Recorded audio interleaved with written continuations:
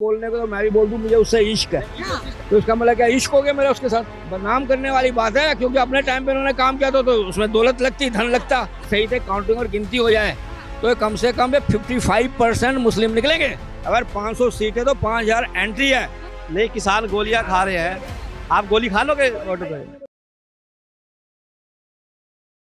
कांग्रेस का क्या लग रहा है, किसको जो है उतारेंगी मैदान में? पहले भी इनका इलाय हुआ था कांग्रेस का और आम आदमी का। बहुत सीधा दीक्षित को उल्टा सीधा कांग्रेस को बोला, और अब मुझे लगता है आस्ते आस्ते केजरीवाल कांग्रेस को खा जाएगा, खत्म कर देगा कांग्रेस को। कांग्रेस जो है वो आम आदमी में तब्दील हो जाएगी या फिर जो है आस्ते आस्ते खा जाएगा कांग्रेस का, नामो निशान आस्ते आस्ते खत्म हो जाएगा। क्योंकि कांग्रेस एक बहुत पुरानी पार्टी है, स्वतंत्रता पार्टी होते हुए भी इन्होंने ऐसे लोगों के साथ गठबंधन किया है कि जो पे भ्रष्टाचार की तलवारें लटकी हुई हैं इनके ऊपर, और ये उन्हीं के साथ ही हर जगह जाके अपनी सीटें बांट रहे हैं। बीजेपी कह रही है कि एक बार जो है पूरे के पूरे जो है कांग्रेस कह रही है कि एक बार जो है पूरी बीजेपी की जांच करवा दीजिए, एक बार छापे तो मरवाइए। उनके भी देखिए कितने लोग जो है वो निकलते हैं। अगर तुम्हारे अंदर हिम्मत है, किसी भी पार्टी में एनडीआई की कोई हिम्मत है, ताकत है, जाओ सुप्रीम कोर्ट में जाओ, एविडेंस दिखा के केस चलाओ। आप कौन मना करता है आपको? पर अफसोस कि आप खुद भ्रष्टाचार की तलवार के ऊपर बैठे, खंजर के ऊपर, तो आप किस पे क्या केस चलाओगे, क्या करो? बदनाम करने बोलने को तो मैं भी बोल दूं मुझे उससे इश्क है। तो इसका मतलब क्या इश्क हो गया मेरा उसके साथ? नहीं हुआ ना। तो मैं यही कहना चाहता हूँ, ये इसलिए कहना चाहते हैं कि ये जो है ना ठगबंधन गठबंधन जो भी है, हालात देख लिए। एक सवाल करूंगा, एक सवाल मैं बोलूंगा इनको कि आप ये बताइए, बंगाल के अंदर तुम्हारे पेट में दही क्यों जमी है? वहाँ के बारे में क्यों नहीं बोलते आप? वहाँ मणिपुर में प्रधानमंत्री मोदी के मुंह में जम गई थी। नहीं, देखो ये कहाँ बोले थे? मोदी बोले थे जो बोले, विरोध में हम भी बोले। देखिए देखो मणिपुर में 1993 में किसने आग लगाई थी? किसकी सरकार थी? कांग्रेस की। जब एक चीज बॉर्डर वहाँ है, वहाँ नशा का ज्यादा व्यापार होता है, तो क्या कांग्रेस रोक नहीं लगा सकती थी अपने टाइम से? तो वहाँ तो बटे हुए लोग हैं, एक नशाखोरी के चक्कर में उनका आपस में भिड़ना होता है। तो इसी कारण जो कांड हुआ था, हमारे नेता, वहाँ के नेता गए थे बीजेपी के वहाँ पर, ऐसे कि नहीं गए? प्रधानमंत्री मोदी तो नहीं बोले। अरे देखो ऐसा है, अब ये छोटे मोटी जो सब रह गई, जो ये लोग हैं जो छोटे मोटे कहता हूँ मैं इनको, जिनके पास सीटें भी ज्यादा नहीं है, कुछ किसी ऐसे सीट के था कि मायावती से भी ज्यादा इनके पास लोकसभा की सीट नहीं है। तो कहने का मकसद ये है कि इनको ना सोचना चाहिए कि जब उन्होंने कार्रवाई करी गृह मंत्री ने, तो मामला शांत हुआ ना मणिपुर का। तो मुझे नहीं लगता आप गले मुर्दे खाड़ते हो। ऐसे गले मुर्दे खाड़े तो जो आपने इतने साल तक शासन किया था, किसने? कांग्रेस ने। तो वो खड्डे क्यों खोदे इन्होंने? काहे को भारत पब्लिक का पैसा उन्होंने विदेशों में डॉलर में बदल दिया? आप बताइए, 1 रुपया जो होता है वहाँ का डॉलर जो होता है यहाँ 84 रुपए के बराबर है।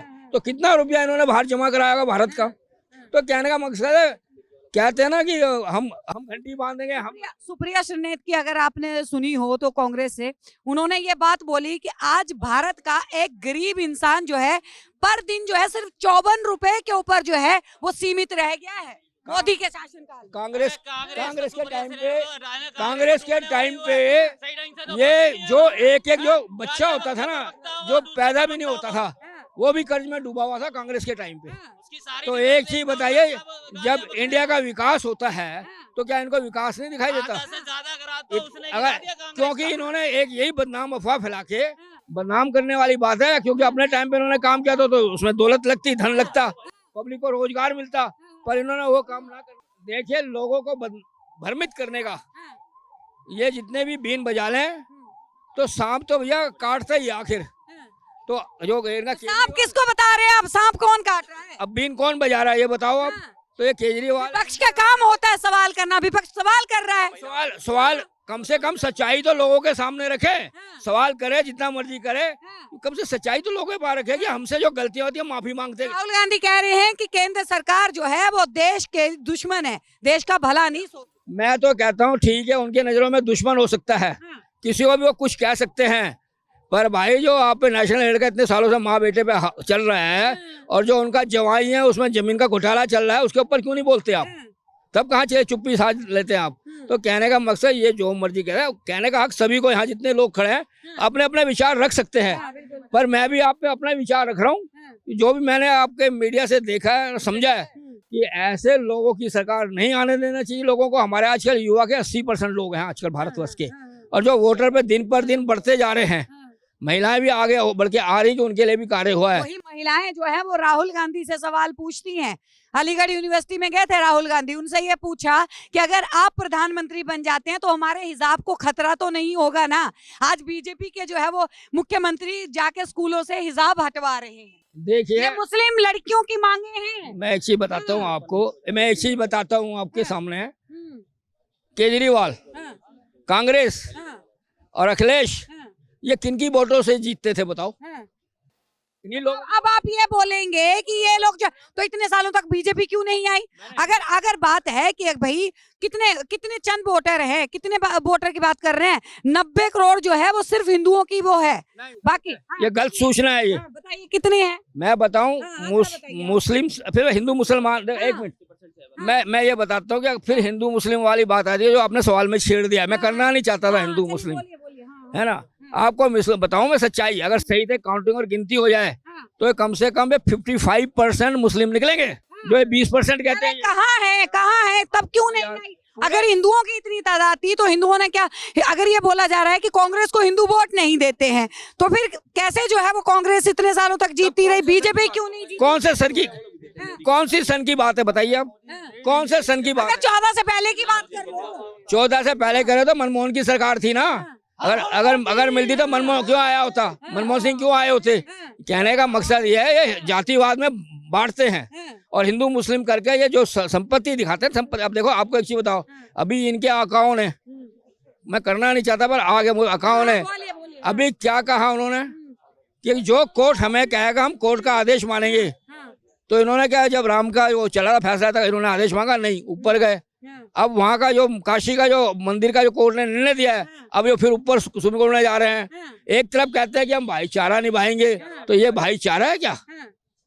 ये कोई भाईचारा है? यही बात तो ओवैसी ने बोली कि अगर पीएम मोदी अगर मुस्लिम से प्यार करते हैं तो हमारी मस्जिदों को क्यों हटाया? सुन लो, मैं अभी ओवैसी को सुन के आ रहा हूँ, अभी प्रत्यक्ष सामने। मतलब सुनते हैं, पूरी तरह ओवैसी को ही सुनते हैं। एक चीज बताइए, मैं सभी को सुनता हूँ, मैं तो आपका भी सुनता हूँ जो लगता है और आता है। तो मैं कहना चाहता हूँ, ओवैसी ने अभी जितना झूठ बोला वहाँ, पर चक्कर क्या था,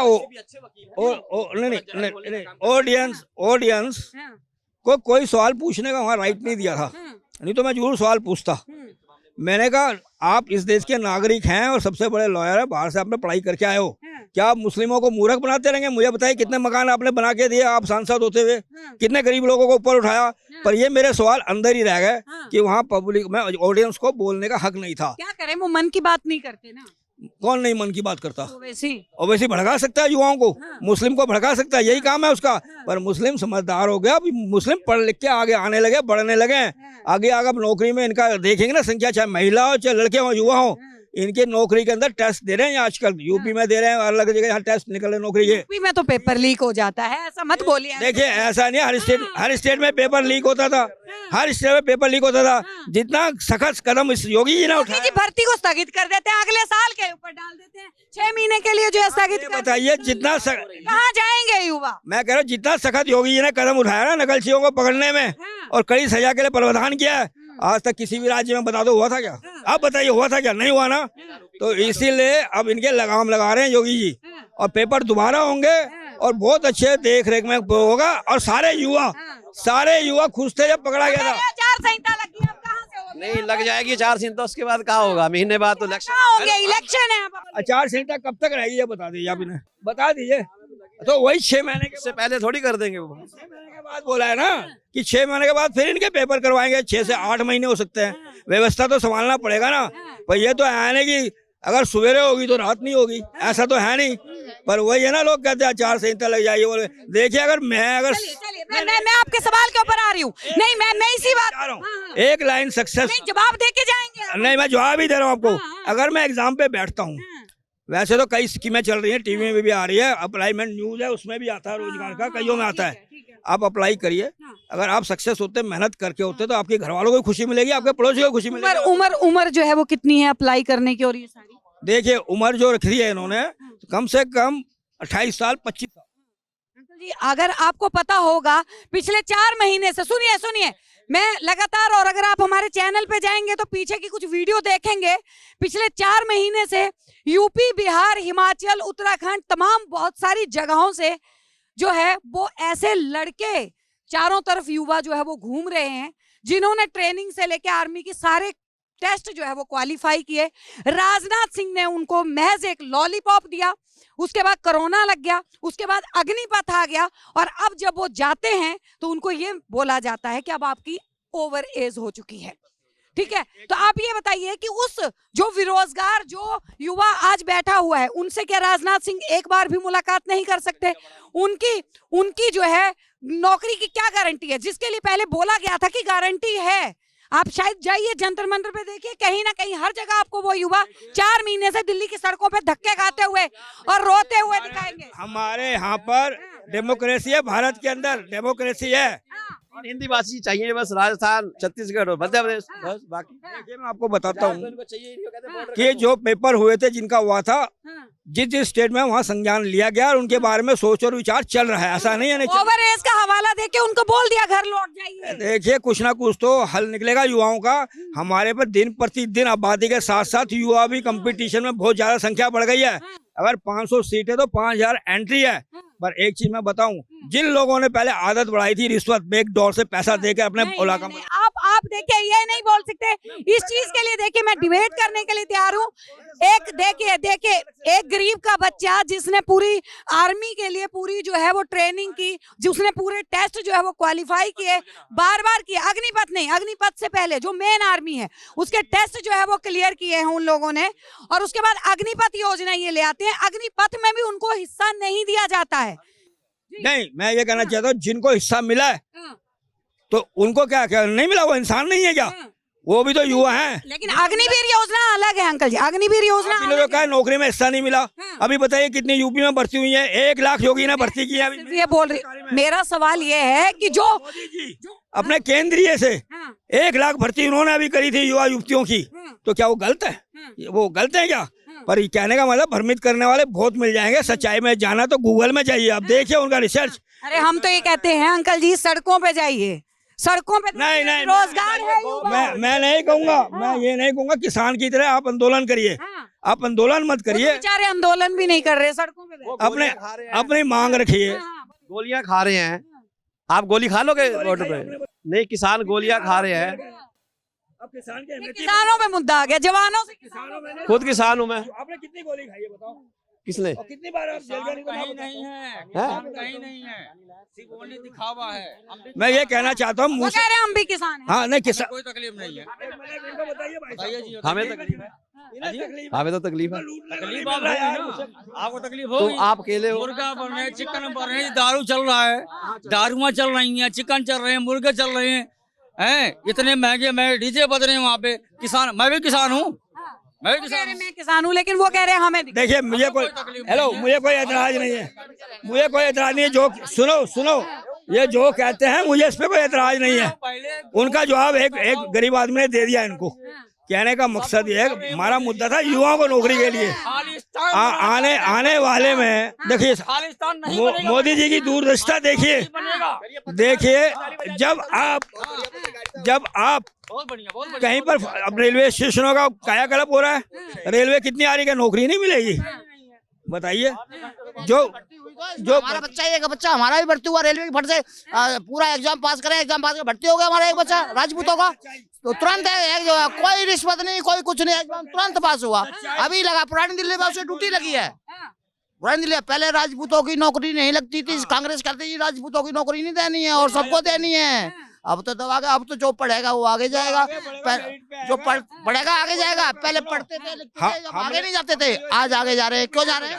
हमने ना धूप में बाल काले नहीं किए, टोपी लगाए हुए हैं अंकल जी, बाल तो दिख नहीं। टोपी इसलिए है, टोपी इसलिए है नहीं, टोपी इसलिए है कि हम चाइना की तरह ऐसे नहीं करते, हम जापान की तरह ऐसे करते हैं। जिसने बर्बाद होके भी तरक्की करी है, उन लोगों की एकता के देखने को हमें वो देती है, इंसानियत और सिखाती है हमें कि जापान ने कितना तबाह होने के बाद अपने को उठाया। जी तो देखिए चलिए बहुत जल्द जो है वो लोकसभा चुनाव नजदीक है, हर पार्टी जो है वो अपने अपने प्रत्याशी को उतार रही है, देखना दिलचस्प होगा कि 400 पार कौन जाता है। बने रहिए हमारे साथ। आप देख रहे हैं सौगंध टीवी, सौगंध वतन की।